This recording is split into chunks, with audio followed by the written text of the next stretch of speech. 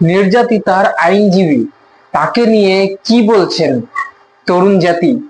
তিনি আইনজীবী রয়েছেন, তিনি যে নির্যাতিতার আইনজীবীকে নিয়ে বিস্ফোরক মন্তব্য ফাঁস করলেন, তিনি কি বলছেন আপনারা প্রথমে শুনুন কি বলছেন, তরুণ জাতি কি বলছেন।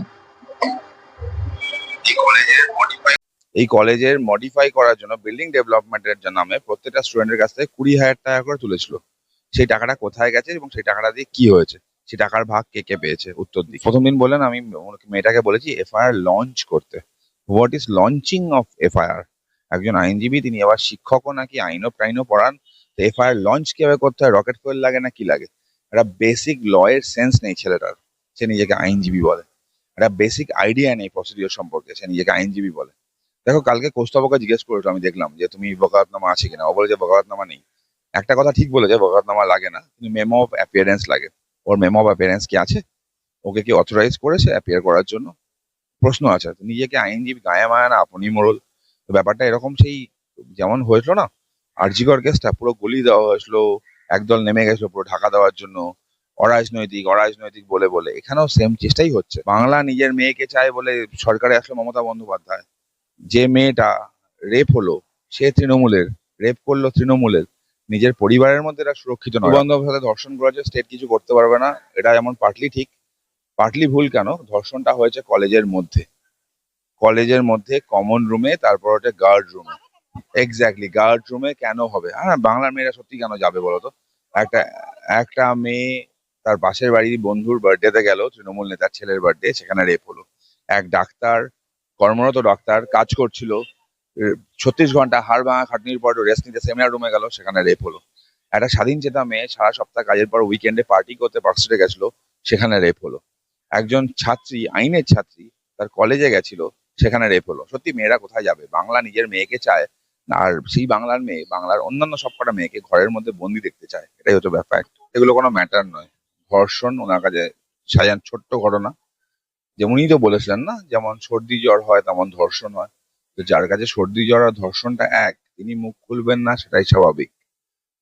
আবার বলছি, পশ্চিমবঙ্গ ধর্ষকদের একটা স্বর্গরাজ্যে পরিণত হচ্ছে এবং তার দায় একমাত্র মমতা বন্দ্যোপাধ্যায়। তো চাকরি চুরি হলো, এতজনের চাকরি গেল, ছাত্র পরিষদের কতজনকে দেখেছো রাস্তায় নামতে? কেউ নেমেছে কি? নামে না। এদের একটাই কাজ, অ্যাডমিশন করিয়ে টাকা তোলা, কলেজে সিন্ডিকেট চালিয়ে টাকা তোলা, তোলাবাজি করা, ধর্ষণ করা, এবং এই তৃণমূল নেতা মন্ত্রীদের যখন মিটিং গুলো হয় সেগুলো তো ভিড় বাড়ানো। গুলো ইরেলিভেন্ট, সেগুলো নিয়ে মানে কোনো মাথা ব্যথা নেই আমার। তো ইস্যু হচ্ছে মনোনীতের প্রভাব। মনোনীতের প্রভাব আমাকে জিজ্ঞেস না করে মনোনীতের জেঠুকে জিজ্ঞেস করুন, অশোক দেব, বয়স হয়েছে। তো এই গভর্নিং বডিতে উনি বলছেন চেনেন না, দেখলাম উনার আরেক বিধায়িকার সাইন আছে এর রেকমেন্ডেশনে। কি করে হলো? আচ্ছা, আরেকটা তথ্য দিচ্ছি আপনাকে, একটু খোঁজ নিন আপনারা। মনোনীতরা যখন স্টুডেন্ট ছিল, বা মনোনীতকে যে ওই কলেজে এনেছিল, আমি নাম নিচ্ছি না, সে এখন ইন্ডিয়াতে নেই, ইন্ডিয়ার বাইরে বসে আছে। সেই ছেলেটা এই কলেজের মডিফাই করার জন্য বিল্ডিং ডেভেলপমেন্টের নামে প্রত্যেকটা স্টুডেন্টের কাছ থেকে 20,000 টাকা করে তুলেছিল। সেই টাকাটা কোথায় গেছে এবং সেই টাকাটা দিয়ে কি হয়েছে, সেই টাকার ভাগ কে কে পেয়েছে, উত্তর দিক। প্রতি বছর কলকাতা ইউনিভার্সিটি ল কলেজগুলোতে দেখা যেত, ধরো 120টা সিট আছে, প্রায় 200টার উপর অ্যাডমিশন হতো। 200টার উপর অ্যাডমিশন কিভাবে হতো, কি টাকার বিনিময়ে হতো, তার উত্তর দিক। যাদের র্যাঙ্ক অনেক পিছনে, তারা চান্স কি করে পেয়ে যেত, তার উত্তরটাও দিক। এই প্রত্যেকটা প্রশ্নের উত্তর তৃণমূল কংগ্রেস, তৃণমূল ছাত্র পরিষদকে দিতে হবে। দেখো, তৃণমূল ছাত্র পরিষদ তো ওটা ছাত্রদের অর্গানাইজেশন, তো ছাত্রদের অধিকার নিয়ে লড়াই করবে। এত চাকরি চুরি হলো, এতজনের চাকরি গেল, ছাত্র পরিষদের কতজনকে দেখেছো রাস্তায় নামতে? কেউ নেমেছে কি? নামে না। এদের একটাই কাজ, অ্যাডমিশন করিয়ে টাকা তোলা, কলেজে সিন্ডিকেট চালিয়ে টাকা তোলা, তোলাবাজি করা, ধর্ষণ করা, এবং এই তৃণমূল নেতা মন্ত্রীদের যখন মিটিং গুলো হয় সেগুলো তো ভিড় বাড়ানো। এরা কোনো না কোনো দাদা বা কোনো না কোনো দিদির লোক হয়ে এই তোলাবাজি গুলো করে বেড়ায়। তো এই মনোজিৎ সেই তোলাবাজি সিন্ডিকেটেরই একটা অংশ মাত্র। পুরো বিষয়গুলো সামনে আসছে আস্তে আস্তে, আরো আসবে হয়তো। দুঃখের বিষয়টা কি? দুঃখের বিষয় হচ্ছে মেয়েটাও তৃণমূলই করতো। যে মেয়েটার সাথে এই ঘটনাটা ঘটলো, সে তৃণমূলই করতো, বাবা মা তৃণমূলই করে। তো বাংলা নিজের মেয়েকে চায় বলে সরকারে আসলো মমতা বন্দ্যোপাধ্যায়। যে মেয়েটা রেপ হলো, সে তৃণমূলের, রেপ করলো তৃণমূলের, নিজের পরিবারের তরুণ মধ্যে জাতির সুরক্ষিত নয়। কথা অনুযায়ী আমি যেটা এই বুঝতে পারলাম, মনোজিৎ যে তিনি বলছেন যে ছাত্র পরিষদ যেগুলো চলে এই কলেজের মধ্যে, এগুলো তো টাকা তোলাবাজি করার জন্য। হ্যাঁ, টাকা তোলাবাজি করে, বা কারোর অ্যাডমিশনের দরকার, কারোর নাম্বার কম পেয়েছে, তাদেরকে 20,000 টাকা ডোনেট করে দাও, ঠিক দেখবেন অ্যাডমিশন পেয়ে গেছেন, অ্যাডমিশন করিয়ে দেয়, টাকা তোলাবাজি করে। এর জন্য তো ছাত্র পরিষদ রাখা হয়েছে। তারা কেন এই এই ছাত্র পরিষদের মধ্যে যুক্ত? কারণ এর মধ্যে পার্টির টাকা পায়, পার্টির টাকা দেয় তাদের। এই ছাত্র পরিষদ অর্গানাইজেশন এগুলো চালানোর জন্য পার্টির থেকে টাকা পাওয়া যায়, এর জন্য এগুলো চলে। আর এর মধ্যে যে এরকম নোংরা কাজ তাদের পরিচালিত হয়, এইভাবে যেভাবে ধর্ষণ করা হলো, এগুলো করা হয়, হ্যাঁ, এগুলো এই কিভাবে সম্ভব? এই টিএমসি ছাত্র পরিষদে যেগুলো টাকা দেওয়া হয় এর জন্য দেওয়া হয়? তরুণ জাতি যেগুলো বলছে এগুলো একটু লজিক তো আছেই, বোঝার বিষয় আছে যে এই ছাত্র পরিষদে যে ছেলেটাকে ধরা হয়েছে, এই ছেলেটা সব নেতার সঙ্গে যুক্ত, সব নেতার সঙ্গে ছবি রয়েছে, দেখতে পাবেন সব নেতার সাথে যুক্ত রয়েছে। তো তাকে, এটা একটা দুঃখের বিষয় যে বলছে তরুণ জাতি, এটা একটা দুঃখের বিষয় যে ছাত্র পরিষদের যে নেতাটি ধর্ষণ করেছে, সেই মেয়েটি, যে মেয়েটি ছিল সেও একজন তৃণমূলের সঙ্গে যুক্ত ছিল।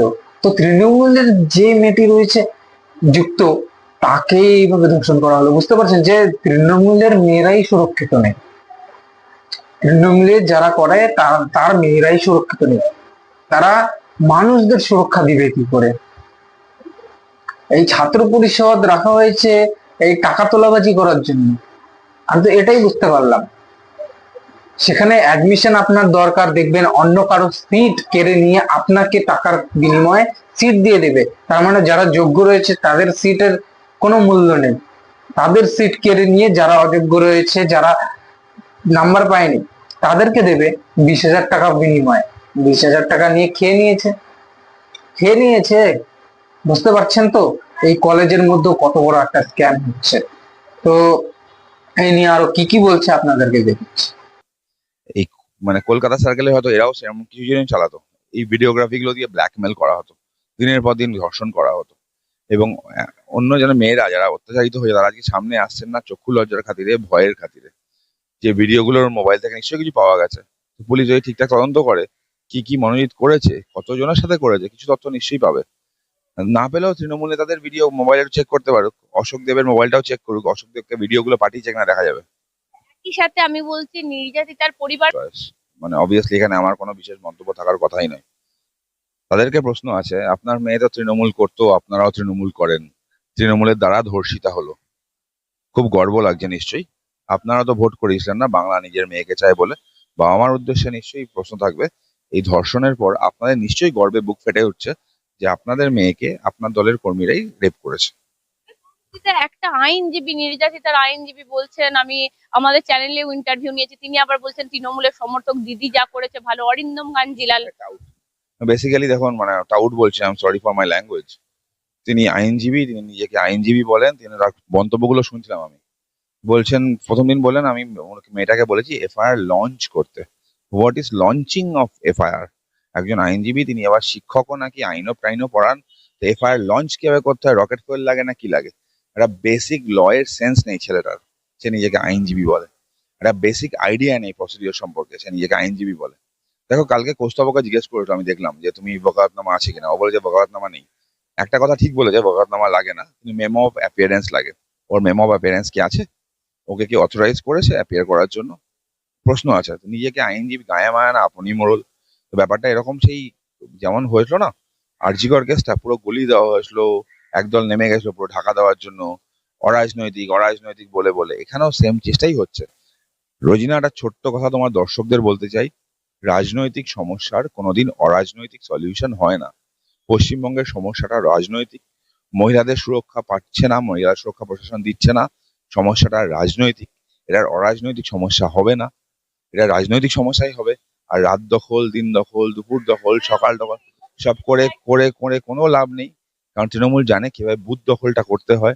তৃণমূল বুথ দখল করবে, আর এই রাত দখল দিন দখল কারিগর যারা, তারা তৃণমূলের হয়তো কাজ করে। নো বলছিল তারা বান্তলাটা মনে করুক এরা এই নিজেদের ইস্যুগুলো। বলছে আমরা সিপিএম নয়, আমরা রাত দখলের লোক। হ্যাঁ, ওরা অতি বাম, ওরা সিপিএম নয়, ওরা আলট্রা লেফট।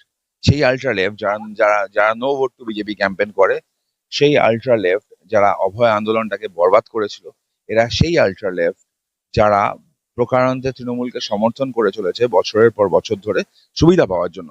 রাত দখল করে কি হয়েছিল? নিজেদের সিভিতে লিখেছিল যে আমরা রাত দখলকারী হিসাবে ছিলাম, নিজেদের সিভি স্কোর বাড়িয়েছিল। বেসিক্যালি আমি আবার বলছি, এরা তৃণমূলের এজেন্ট, তৃণমূলের হয়ে কাজ করে। এবং এবং এবং আমি জানি না, এদের চামড়াও নেই, এদের লজ্জাও নেই, এর নির্লজ্জ জামা কাপড় পরে বিবস্ত্র হয়ে ঘুরে বেড়াবে। বেসিক্যালি এদের কথা আমি পাত্তা দিচ্ছি না। আমি আবার বলছি, রাজনৈতিক সমস্যার অরাজনৈতিক সলিউশন হয় না। পশ্চিমবঙ্গের মানুষ যত তাড়াতাড়ি বুঝবে সেটাই ভালো। আর এই বাম, কংগ্রেস, তৃণমূল, আল্ট্রা লেফট, এই পুরোটাই হচ্ছে একটা নেক্সাস। এই নেক্সাসটাকে যদি মানুষ বুঝতে না পারেন, তাহলে নিজের পায়ে করুন। তরুণ জাতি, তরুণ জাতি তিনি বলছেন যে নির্যাতিতার আইনজীবী যে রয়েছে সে তো লই জানে না, সে ল নিয়ে পড়াশোনা করছে, সেগুলো গণনা করাই ভুল। যে সে কিভাবে এগুলো বলছে যে এফআইআর লঞ্চ করো, এফআইআর লঞ্চ করা, সে নাকি আবার শিক্ষক ছিল, এটা তরুণ জাতি বলছে। যে যে ছেলেটা ল জানে না ঠিক মতো, সে অথরাইজ আছে কি না তাও সন্দেহ, তো তাকে কিভাবে করা হলো আইনজীবী?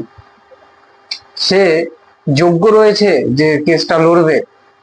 যেভাবে আরজি করের ঘটনা ঘটলো সেখানে কোনো কোনো জাস্টিস হলো না, তো কোনো জাস্টিস হলো না, সেটা এখনো ওই চলেই যাচ্ছে, কোনো জাস্টিস আর পাওয়া গেল না।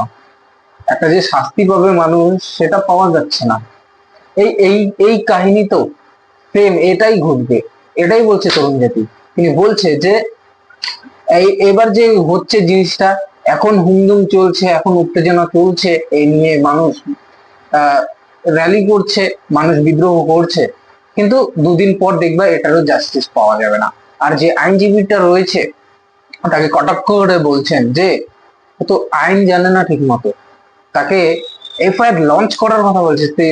মানে তিনি শুনেছে পুরো ব্যাপারটা, আমিও শুনেছি, যে যেভাবে বলছে যে মেয়েটাই কথা শুনেছি আমি, এফআইআর লঞ্চ করতে বলেছি, ফার্স্ট অফ অল আমি বলেছি যে এফআইআর লঞ্চ করে দাও তুমি। তো এই তরুণ জাতি তাকে কটাক্ষ করে বললো যে এফআইআর লঞ্চ করা আবার কি? তো সে তো আইনই জানে না ঠিক মতো, সে অথরাইজ আছে কি না সেটা নিয়েও প্রশ্ন তুলছে তরুণ জাতি। তো এটাই হলো কথা, যে ওর আইনজীবীকে নিয়ে কিন্তু মানুষের অনেক একটা তার কাজের একটা ঠিক মতো করছে না কাজ, বা আইন নিয়ে কিছু কারো কাছে টাকা খেতেও পারে, এ নিয়ে কিন্তু মানুষের কাছে সন্দেহ এসে পড়ছে, মানুষ এটা প্রশ্ন তুলছে। তো এ নিয়ে তরুণ জাতি যে বললো, এ নিয়ে আপনাদের কি মতামত রয়েছে আপনারা নিশ্চয়ই কমেন্টসের মাধ্যমে জানান। আর আপনারা দেখছেন অসীম টিভি, আপনারা ভালো থাকবেন, সুস্থ থাকবেন, সঙ্গে থাকবেন, অতি অবশ্যই আমার চ্যানেলটিকে সাবস্ক্রাইব করবেন।